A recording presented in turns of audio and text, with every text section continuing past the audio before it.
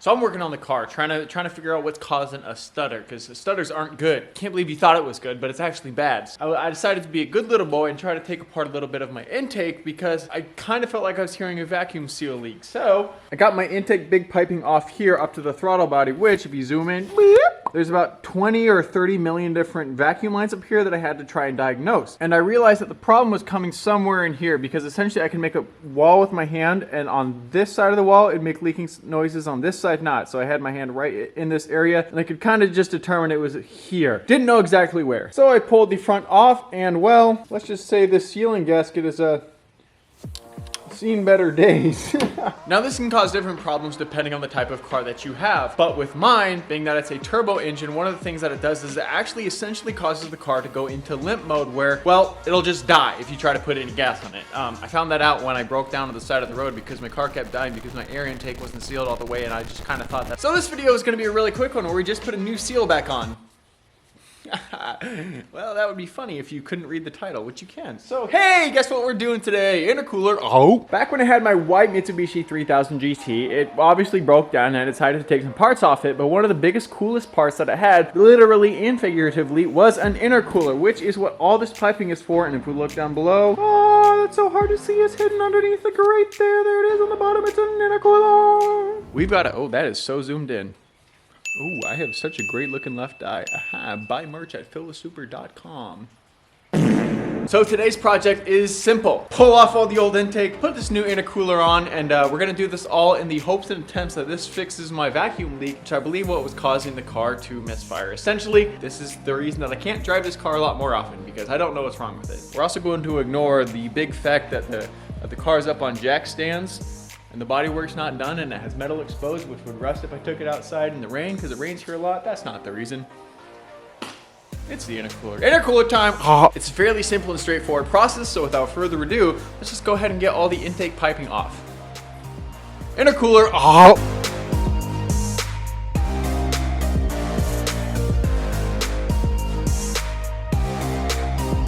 At this point, we have everything from the intercooler disconnected. I actually have all these pieces down here, so that is completely off. But I do need to do one more thing while the intercooler is out before we go ahead and start putting everything back in, and that is replace the slave cylinder. Now, the slave cylinder is hidden way back in that dark cavern back there, right about yoinker spot. And I've been having a few issues with the transmission. I'm pretty sure third gear is going out. However, it is having a rougher time shifting into some of the other gears. It just seems like the clutch doesn't disengage all the way. So I have myself a new slave cylinder that I've been wanting to put in for a bit, and there's never going to be a time where I have as much access as I do right now, so I might as well take advantage of that and go ahead and replace and bleed the slave cylinder while it's here. So hopefully that will at least make it easier shifting between the other gears, because I do want to drive this car, and well, replacing the transmission is something I really can't do at the moment, so we have to make do with what we have. So let's go ahead and take a quick break from the intercooler, pop the new slave cylinder back in, and then we can take our aftermarket intercooler and completely try to mount it back up. So here we go, it's slave cylinder time.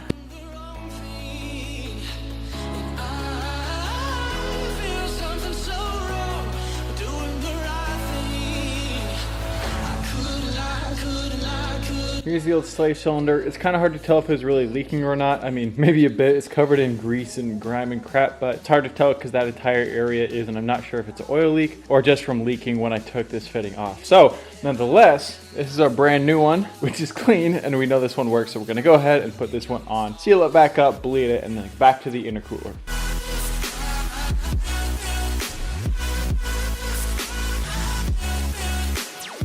That was extremely beneficial. Let me show you something really quick. It doesn't show the full scale, but let me show you something. So I wiped out the inside of the master cylinder reservoir, and all of these orange stains are just like rust buildup essentially from the brake line. The fluid had gotten so bad that there was actual gunk in the cylinder. So I completely flushed that all out, topped up with new fluid, and the clutch now feels great, but I wonder if this is, well, first off, I don't wonder. I'm pretty sure that this clutch has never been bled in its life. But now, not only has it been bled, but it has a new slave cylinder as well. Inside the clutch feels great, so we're set to go there, which means now, back to intercooler time. So we have all of these intercooler lines as well as the intercooler itself to go ahead and get mounted on the car. The way I'm going to attack that, because I don't know where anything goes, is to just start with the lines, trying to get everything in as good of a spot as I can possibly get it into the car, and then we'll finish up with getting the actual intercooler mounted, because I'm not sure if I'm going to have to remove any of these trim. I think I'm gonna go ahead and pull off the front bumper crash support just because I'm pretty sure I'm gonna have to get that out of the way anyway. So we're gonna go ahead and get all the intercooler piping in, pull the front stuff off, and then we'll meet up at that point before we actually go into mounting the intercooler, so I can kind of talk you through exactly my plan for doing that, because I have a couple ideas,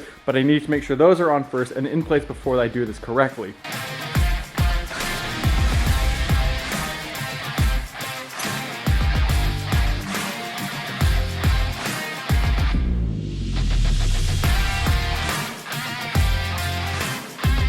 Definitely not 3 days later, we had the intercooler piping completely connected, and it was not fun.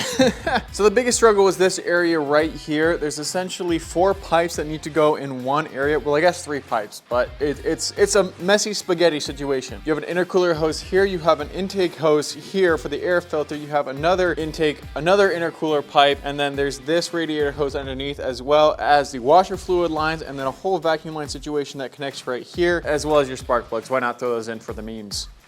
Yeah, Mitsubishis are great. On the far side here, everything connected up pretty well up in this area. I was actually nervous that these 2 pipes coming down, if I kind of zoom in, you can't super tell, but there's a tiny gap where when I was looking online, a lot of people had to trim out this section just to fit their intercooler piping in. Either that or delete their AC, which I am not going to do because I'm too old, which means I don't want to deal with the non-cumbrance of having no AC. But actually these pipes fit in perfectly. I know it's a little dark underneath, but you can see this pipe wise off and they connect here and then under here. It's just gorgeous. And then on the back side is probably the biggest iffy point. So this pipe does stick up a decent amount, as you could kind of tell from this angle. And the issue is because it doesn't have a way to connect to the turbo over here without completely removing the mounting sleeve from the turbo that worked with the other intercooler piping, because the other intercooler pipe had a bolt that would hold it in place and have a gasket that would seal it from the inside of the turbo inlet or outlet, whichever one it is. So what I had to do for that was that I had to take the pipe from the old intercooler line, trim off the part here that would fit into the turbo and have the bolt mount, and then couple that up right there with the new intercooler piping. It's messy, but we did get all that top part to connect together. And the bottom part, a frustrating issue that I knew I was gonna run into, and I think it's just so stinking stupid. And let me explain, because I mean, what else would I do right now other than explain? So if you look at the intercooler piping from the front along the bottom, you can tell that this right one right there is higher than this one right here. And that is because this intercooler piping actually can't come up any further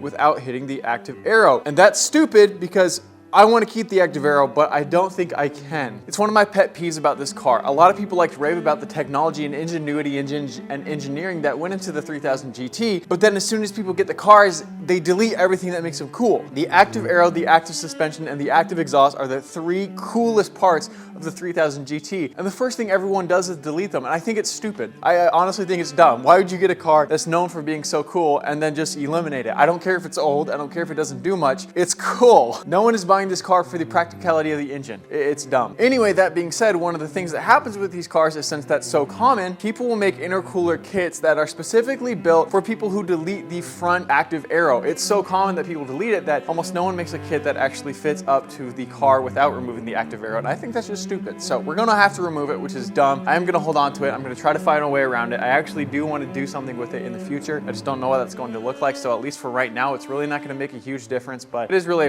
a bummer that I have to take that one off. I am keeping the back no matter what though. I don't care. You cannot convince me to take the rear active arrow wing off. That's just too cool. And I'll try to keep the suspension on as long as I can. It does make a difference. A huge one, no. Slight one, yes. But still cool nonetheless to be able to turn it into sport mode. Anyway, that's a conversation for another day. We're going to go ahead and have to dismantle the front active arrow and then mount up the intercooler, because if we don't, the intercooler just won't sit right. So yeah, I should probably show you the intercooler really quickly and how we're planning to mount it.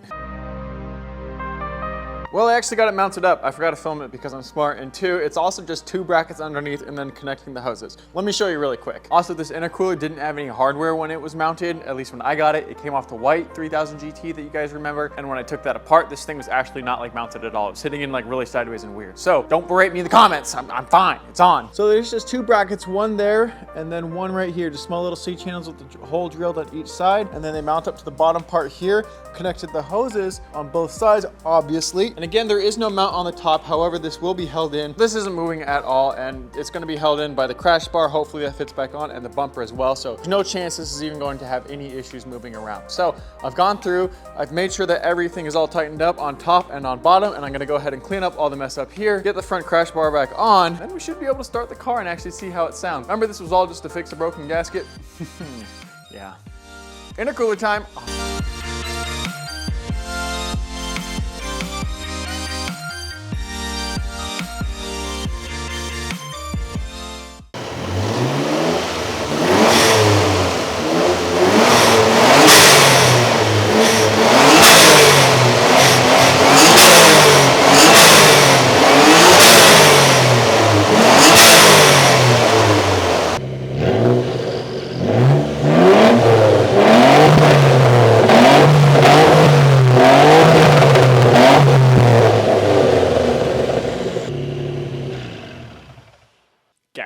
replaced.